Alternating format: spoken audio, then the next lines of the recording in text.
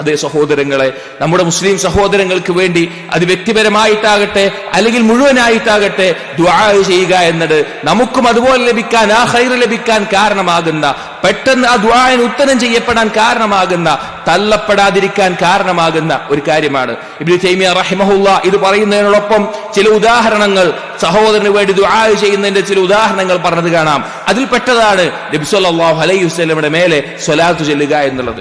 നബി സല്ലല്ലാഹു അലൈഹി വസല്ലമയുടെ മേലെ ഒരാൾ തന്റെ ദുആയിൽ ഭൂരിഭാഗവും സ്വലാത്ത് ചൊല്ലുന്നത് വഴി അവന്റെ ആവശ്യങ്ങൾക്ക് പൂർത്തീകരണമായി, ദുനിയാവിലും ആഖിറത്തിലുമുള്ള അവന്റെ പ്രധാനപ്പെട്ട ചിന്തകൾക്ക് പരിഹാരമായി അത് മാറുമെന്ന് നബി സല്ലല്ലാഹു അലൈഹി വസല്ലം പഠിപ്പിച്ചു. എന്തുകൊണ്ടാണത്? കാരണം ഓരോ തവണ നബി സല്ലല്ലാഹു അലൈഹി വസല്ലമയുടെ മേലെ അവൻ സ്വലാത്ത് ചൊല്ലുമ്പോഴും അവന് വേണ്ടി എന്ന് പറയാൻ മലക്ക് ഏൽപ്പിക്കപ്പെട്ടിട്ടുണ്ട്. അതുപോലെ തന്നെ സ്വഹാബികൾ, ശ്രേഷ്ഠരായ സ്വഹാബികൾ അവരുടെ പേര് കേൾക്കുമ്പോൾ തർളിയത്ത് പറയുന്നത്, റളിയല്ലാഹു അൻഹു എന്ന് പറയുന്നത്, അവർക്ക് അള്ളാഹു തൃപ്തിപ്പെടട്ടെ എന്ന് പറയുന്നത് ദുആ ആണ്. അത് പറയുമ്പോൾ മലക്കുകൾ നമുക്ക് വേണ്ടിയും അതുപോലെ പറയുന്നു.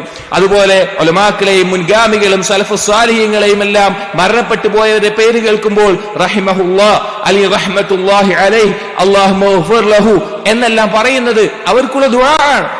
അത് നമ്മൾ പറയുമ്പോൾ നമുക്കും അതുപോലെ അള്ളാഹുവിന്റെ റഹ്മത്തും മഗ്ഫിറത്തും ഉണ്ടാകട്ടെ എന്ന് മലക്കുകൾ പ്രാർത്ഥിക്കുന്നുണ്ട്. അതേ സഹോദരങ്ങളെ, നമ്മുടെ മാതാപിതാക്കൾക്ക് വേണ്ടിയുള്ള പ്രാർത്ഥനയാകട്ടെ, മക്കൾക്ക് വേണ്ടിയുള്ളതോ അയൽവാസികൾക്കുള്ളതോ മുസ്ലിം സഹോദരങ്ങൾക്കുള്ളതോ അല്ലെങ്കിൽ ഏത് പ്രാർത്ഥനയായാലും ഈ ഇനത്തിൽ ഉൾക്കൊള്ളുന്നതാണ്. അതുകൊണ്ട് തന്നെ നമ്മൾ മുസ്ലിമീങ്ങൾക്ക് വേണ്ടി, നമ്മുടെ സഹോദരങ്ങൾക്ക് വേണ്ടി, അത് പ്രത്യേകമായിട്ടാണെങ്കിലും പൊതുവായിട്ടാണെങ്കിലും നമ്മൾ ദുആ ചെയ്യണം.